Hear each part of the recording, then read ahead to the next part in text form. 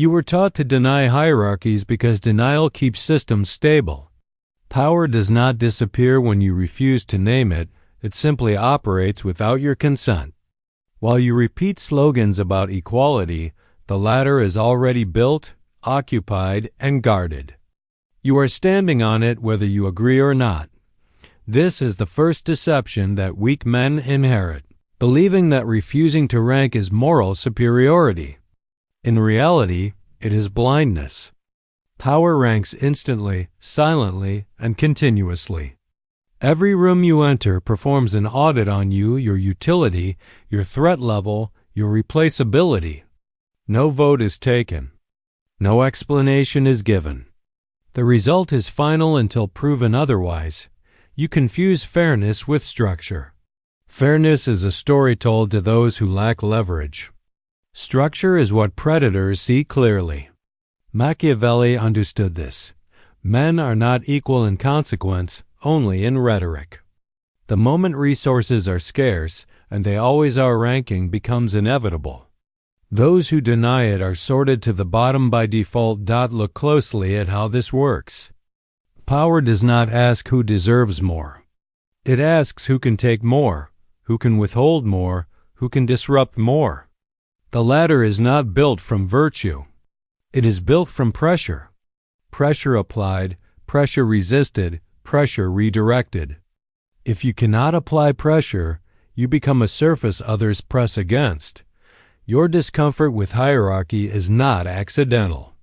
It was trained. Because men who see the ladder early either climb it or step off it.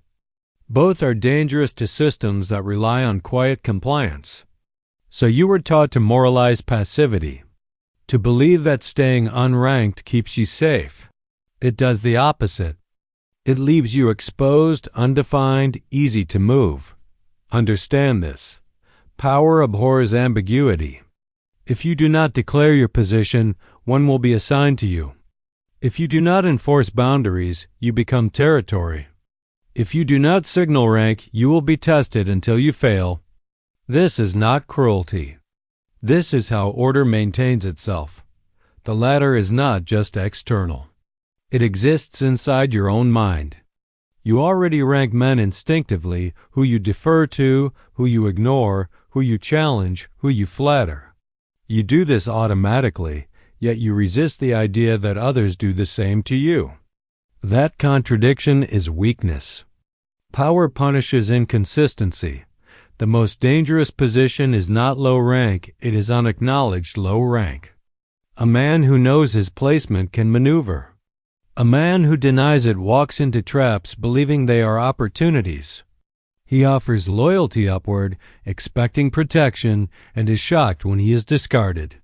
He mistakes attention for respect and access for influence. These errors are fatal.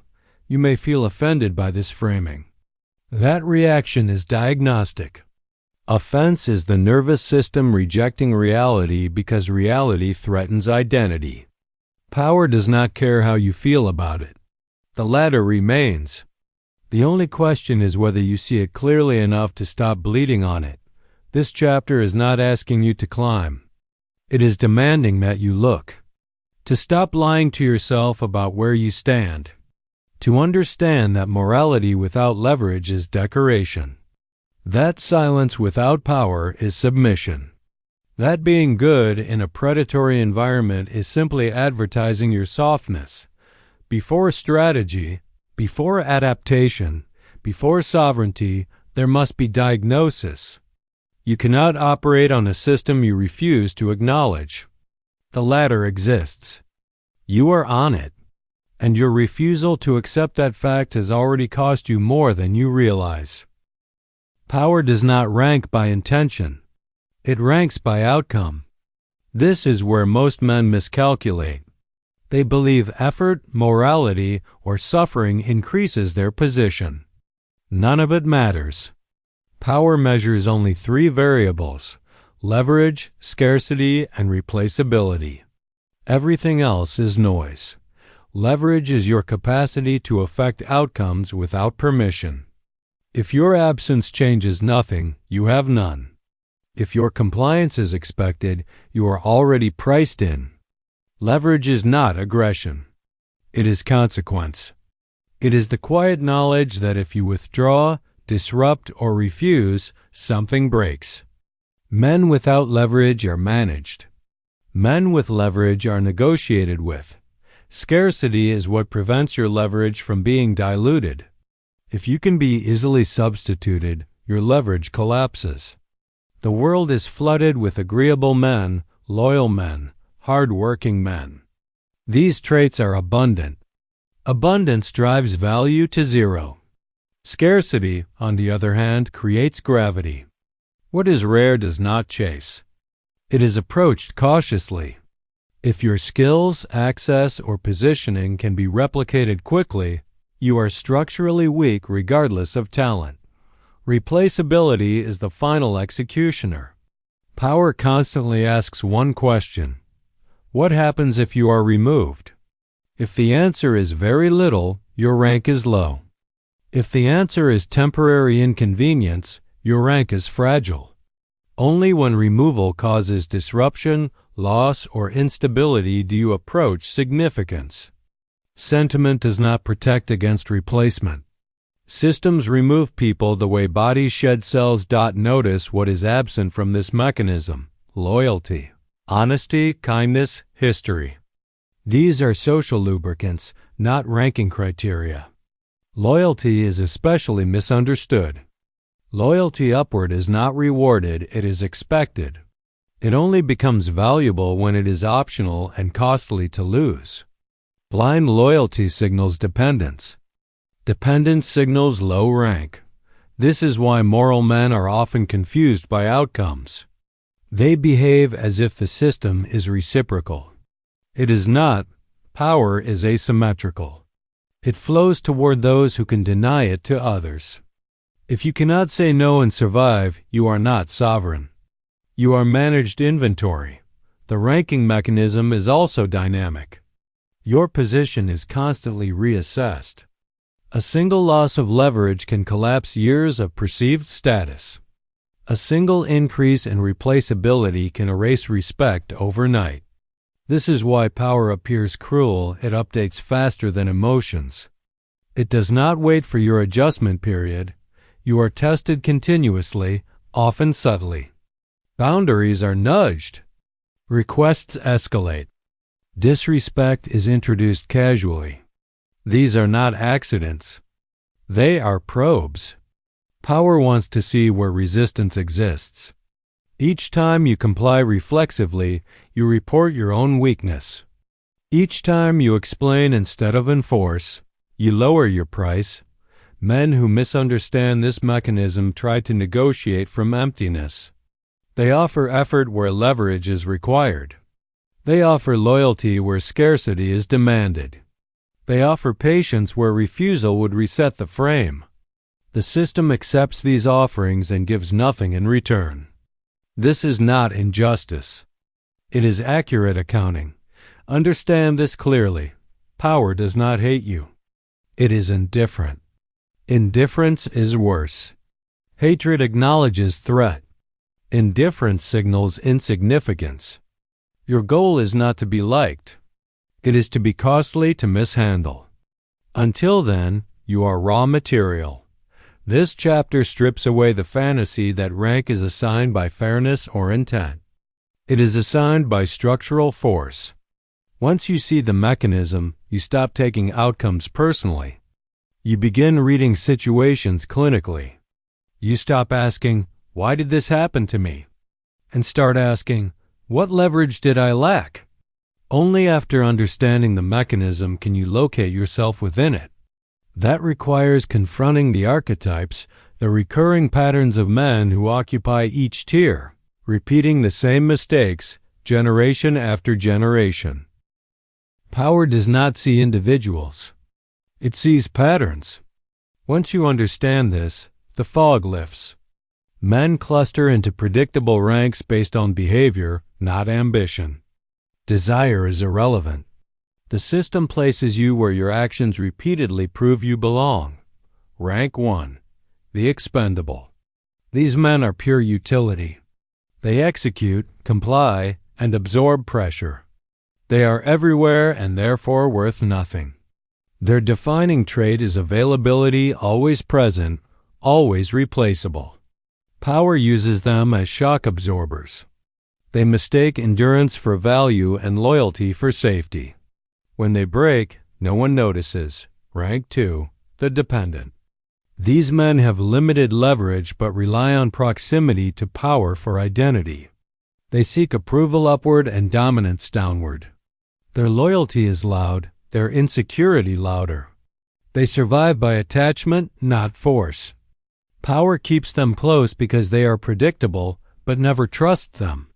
They are discarded the moment alignment shifts. Rank 3, the useful operator. This is where competence begins. These men solve problems, manage systems, and reduce friction. They have conditional leverage valuable but contained. Power respects them but does not fear them. Their danger is comfort. Many believe usefulness equals security. It does not.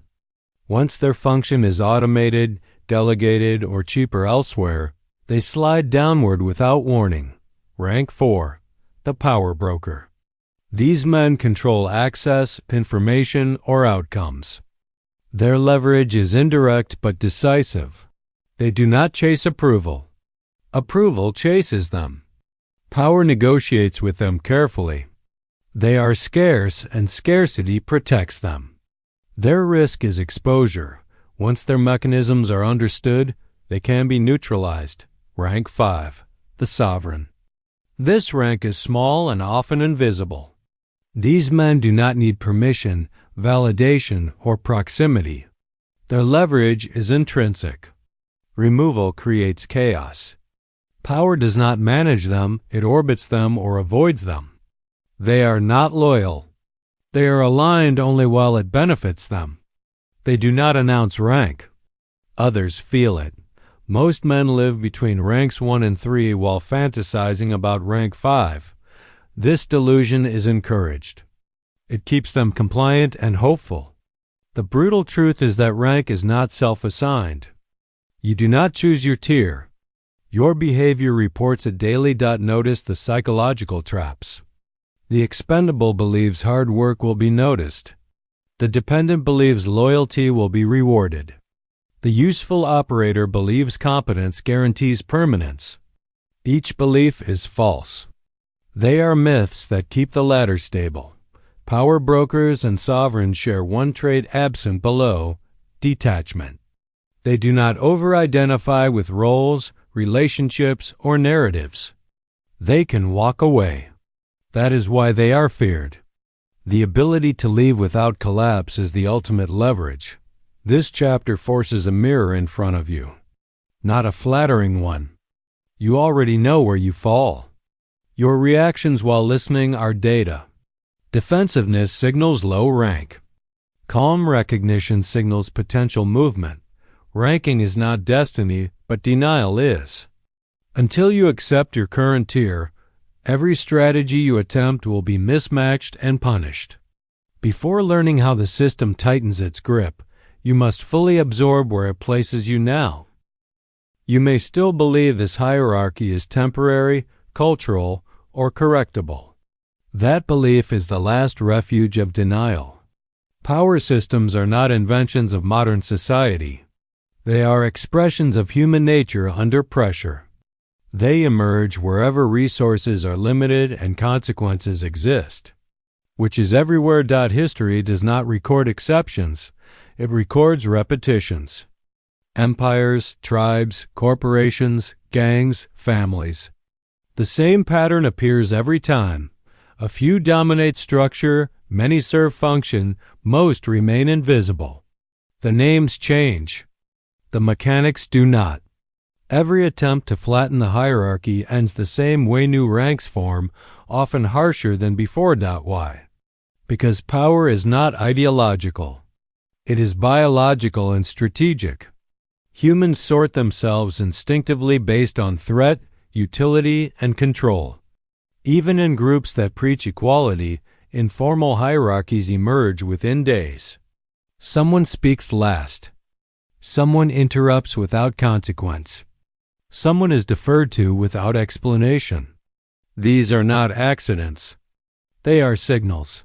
The system is brutal because it must be. Soft systems collapse.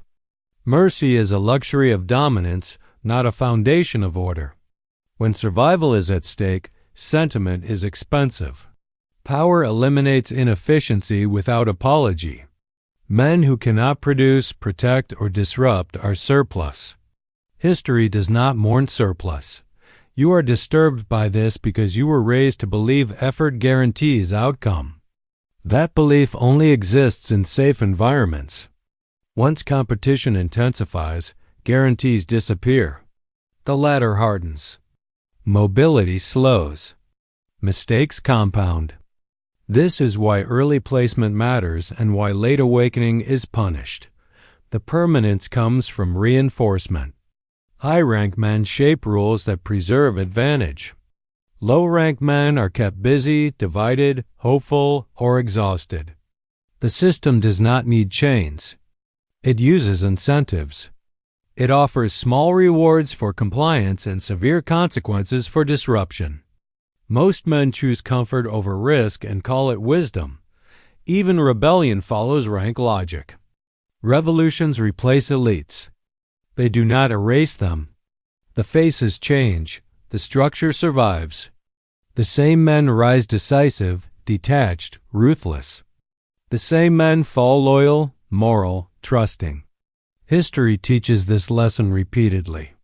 It is ignored repeatedly. Human nature is the lock. Fear of isolation, desire for belonging, hunger for approval, these are levers power pulls effortlessly. Men betray their own position to feel included. They silence themselves to avoid conflict. They tolerate disrespect to preserve access. Each concession cements rank. This chapter exists to kill hope, not ambition, but hope that the system will soften if you are patient. It will not. It does not reward endurance. It exploits it. It does not notice suffering. It consumes it. The latter is stable because most men would rather adapt quietly than confront placement honestly. Once you see the permanence, emotional negotiation ends. You stop waiting for fairness. You stop explaining yourself. You stop expecting rescue. What remains is strategy or resignation. The next step is choice. Not moral choice, but tactical choice. Given your rank, how do you move without bleeding out? That requires a behavioral shift as cold as the system itself. Once placement is accepted, emotional behavior becomes wasteful. Rage, resentment, hope, these are signals, not tools. Power does not respond to feelings. It responds to alignment or threat. This chapter replaces reaction with calibration.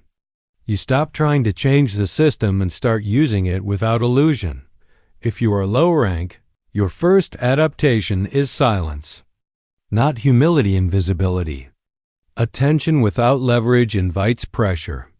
You reduce exposure, conserve energy, and stop volunteering your weaknesses through over-explanation. You do not seek fairness. You seek insulation. Survival precedes ascension. At this level, compliance is tactical, not loyal. You give just enough to remain unremarkable. You do not attach identity to roles. You extract skills, access, and information quietly. You observe who enforces rules and who merely repeats them.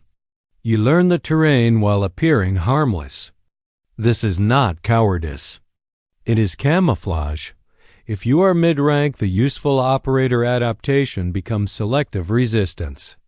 You stop being universally available. You create friction strategically. You let small failures occur when demands exceed compensation. This recalibrates expectations. Power only adjusts when cost appears. You introduce cost without drama. You also narrow alliances. Mid-rank men fail because they over-network. Too many attachments dilute leverage. You choose relationships that increase optionality, not validation. You stop solving problems that are not yours. You let systems feel your absence briefly, then return on your terms. This trains respect. If you are high rank, adaptation means restraint. You do not overplay power. You allow others to believe they chose alignment. You preserve ambiguity. Direct force is reserved for moments of finality. Visibility is managed. You do not explain strategy to subordinates or enemies. Explanation equalizes. Silence preserves asymmetry. Across all ranks, one rule dominates. Never behave above or below your actual position. Acting above invites punishment. Acting below invites erosion. Precision matters. The system punishes miscalibration more harshly than weakness. This chapter is not about climbing yet. It is about stopping the bleeding. Men collapse not because they are low rank, but because they act like they are not. They challenge without backing. They trust without leverage. They speak without consequence. Each mistake confirms placement. Cold adaptation feels unnatural at first because it contradicts social training. You were taught to express, explain, and appease. Power interprets these as leakage. Strategic men do not vent, they reposition. They do not protest, they withdraw. They do not beg, they wait until absence is felt. Once behavior aligns with rank, stability emerges. Stability creates space. Space allows planning. Only then does transformation become possible. But transformation demands something most men refuse to give up: an identity. You cannot keep the old self and gain power. That self was shaped to survive dependence, not sovereignty. It was trained to seek approval, to explain intentions, to confuse being liked with being safe. Power has no use for that identity. It must be terminated cleanly. Identity is the deepest anchor keeping men trapped in rank. You do not behave weakly because you lack intelligence. You behave weakly because your self-image demands it. The good man, the reliable man, the loyal man. These are not virtues in a power hierarchy. They are roles assigned to those meant to serve stability, not disrupt it. The first death is emotional visibility. The old identity needs to be seen, understood, validated. The sovereign identity does not leak interior states. Emotion becomes private data. Facial neutrality replaces performance. You stop advertising reactions because reactions are handles. Handles are how others move you. The second death is narrative attachment. The old self needs stories: why things happened, who was wrong, what should have been. Power does not operate on stories. It operates on position. You stop asking whether outcomes were fair. You only ask whether they were predictable and preventable. This strips away self-pity and replaces it with diagnosis. The third death is false loyalty. You were trained to bind yourself early and deeply to people, institutions, ideals. Sovereignty requires conditional alignment only. You stay while terms are favorable. You exit when they are not. No speeches. No ultimatums. Just withdrawal. Power respects exits more than protests. This identity death feels like emptiness at first. That is because the old self was crowded with borrowed values. When they are removed, silence appears. That silence is not loss, it is capacity. Into that space, a new operating system is installed. The sovereign identity is minimal. It does not overcommit. It does not overpromise.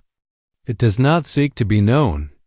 Its core trait is optionality, the ability to stay or leave, to engage or disengage without collapse.